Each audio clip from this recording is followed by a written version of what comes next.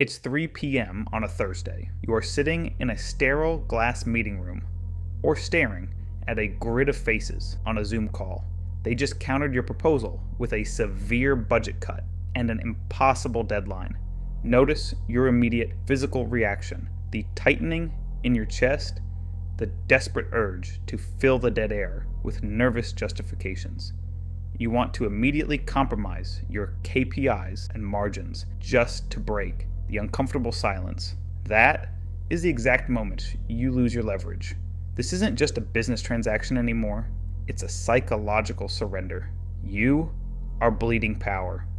We cannot control their aggressive lowballing or the manipulative pauses they use to test your boundaries, but we can absolutely control the operating system you use to process that pressure. Forget standard communication workshops. Those are predictable. We're going to deploy Stoicism, not as some ancient spiritual comfort, but as a ruthless mental algorithm to hack the power dynamics of any meeting room. Today, we dissect the ultimate defensive mechanism against corporate intimidation, the strategic deployment of absolute silence. It is the most intimidating skill you can bring to a bargaining table. We will map out how to master the void and how to use it to force the other side to negotiate against themselves. Take notes, memorize this framework, and deploy it at your next quarterly review. Let us deconstruct the anatomy of a negotiation and the invisible power dynamics of the modern workplace. Power is never held by the individual who speaks the most.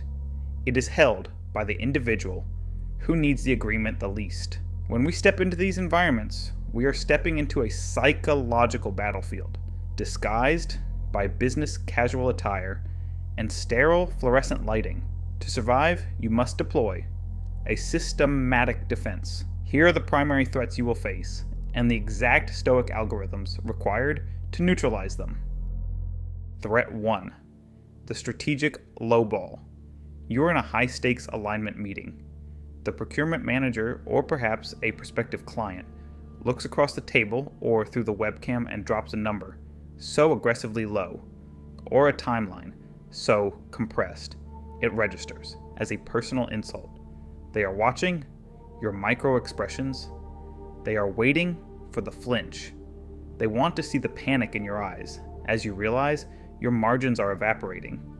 Seneca wrote, "We suffer more often in imagination than in reality."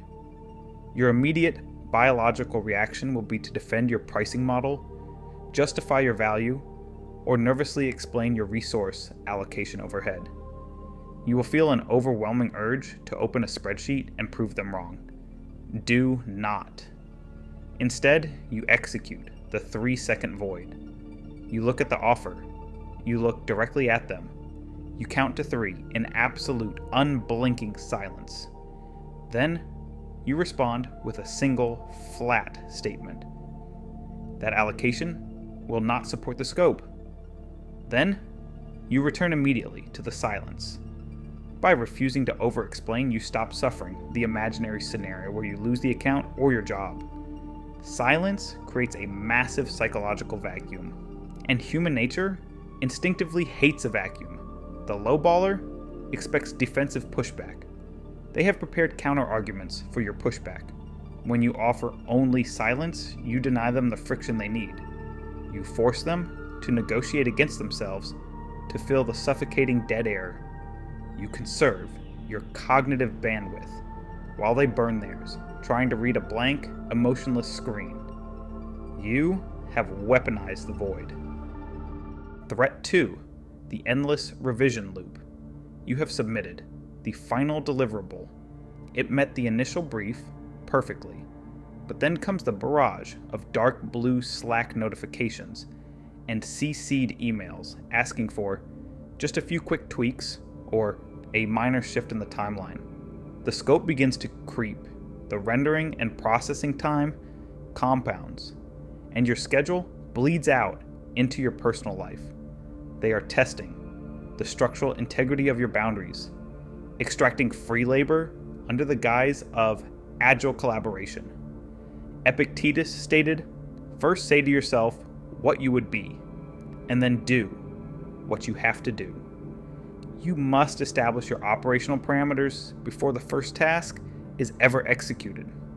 When the third quick revision request lands in your inbox, you do not type a resentful, emotionally charged paragraph about your weekend hours or technical constraints. You send a cold, systematized response. We are currently at revision round 3 of 2. Proceeding with these out-of-scope adjustments requires unlocking the premium billing rate and extending the Q3 deadline. Please confirm alignment in writing so I can adjust the production pipeline accordingly. Micromanagers and chaotic clients operate purely on emotion and spontaneous demands. By introducing rigid, mathematical boundaries, you strip the emotion entirely out of the transaction. You force them to quantify the cost of their indecision. The endless loop is broken. Because you're no longer a victim of their poor planning, you have transformed their whim into a billable metric. They will suddenly find that their crucial tweaks are no longer necessary when attached to a hard cost or a delayed KPI. Threat 3. The manufactured urgency. It is 4:45 p.m. on a Friday. A breathless project manager throws an ASAP grenade onto your desk or into your direct messages. They treat every minor operational hiccup as a Tier 1 corporate emergency, attempting to hijack your workflow and force you into a state of reactive panic. They want you to adopt their anxiety as your own. Marcus Aurelius wrote, "You have power over your mind, not outside events. Realize this, and you will find strength."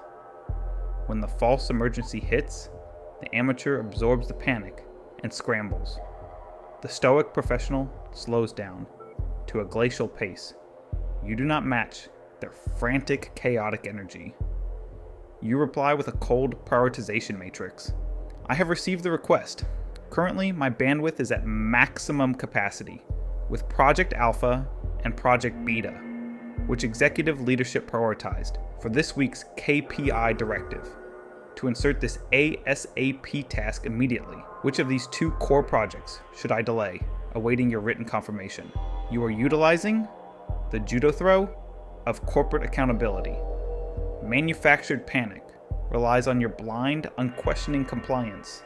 By forcing the frantic manager to make a strategic choice and document it, you transfer the burden of the timeline back onto their shoulders.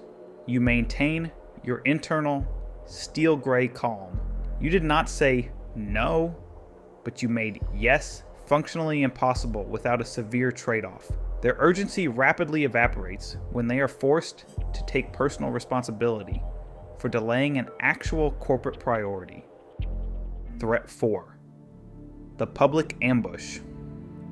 You are sitting in a cross-departmental alignment meeting. Without warning, a passive-aggressive colleague or a toxic manager publicly questions your data or attempts to undermine your authority in front of key stakeholders.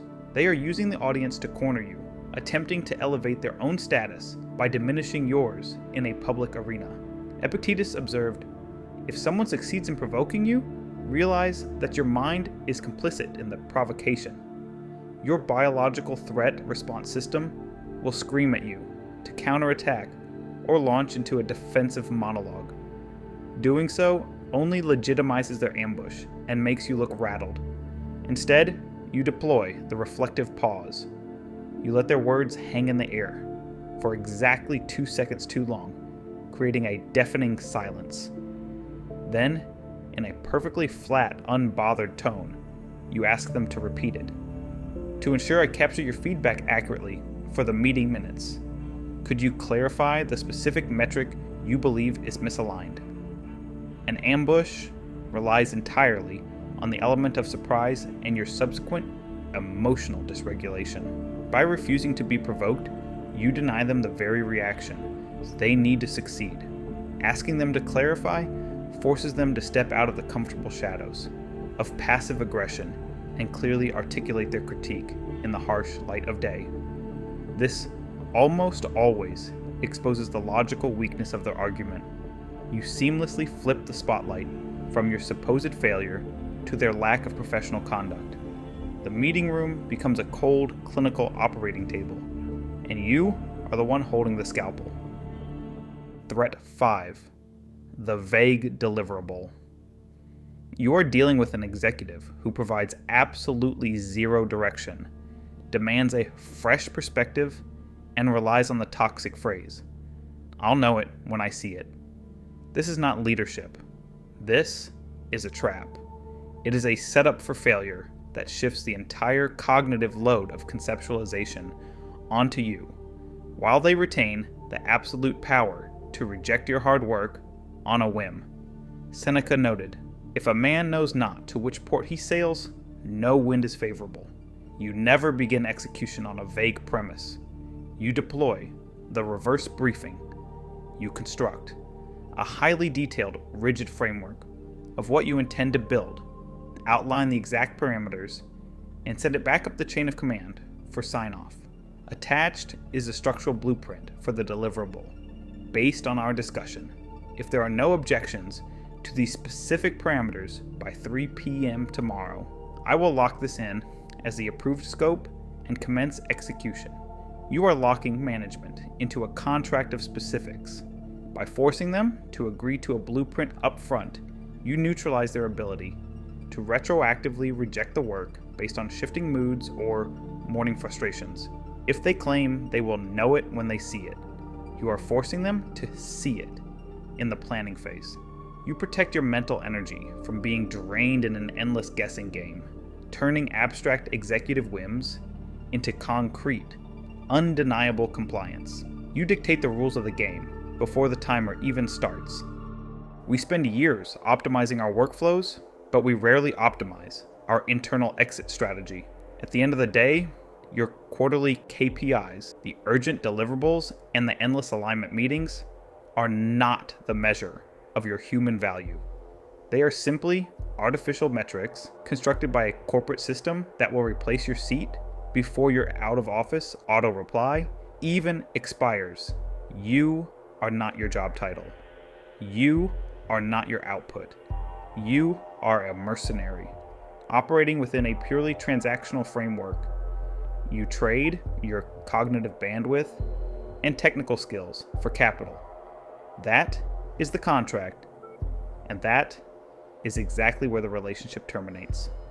When you finally decouple your self-worth from managerial validation, you neutralize their ultimate leverage. Burnout does not come from hard work. It comes from confusing a corporate objective with a life purpose. It is time to logically disconnect. Treat the office as a chessboard, not a sanctuary. You're here to execute the strategy, extract the resources, and log off. Test one of these defensive algorithms in your next alignment meeting and observe how quickly the power dynamics shift in your favor. If you are actively using these tactics to navigate the corporate machine and avoid burnout, acknowledge receipt of this briefing by typing "Stoic Professional" below. We are building a network of rational operators. Guard your cognitive bandwidth. Execute your deliverables without emotion. And welcome to the Citadel Protocol. System logging out until the next briefing.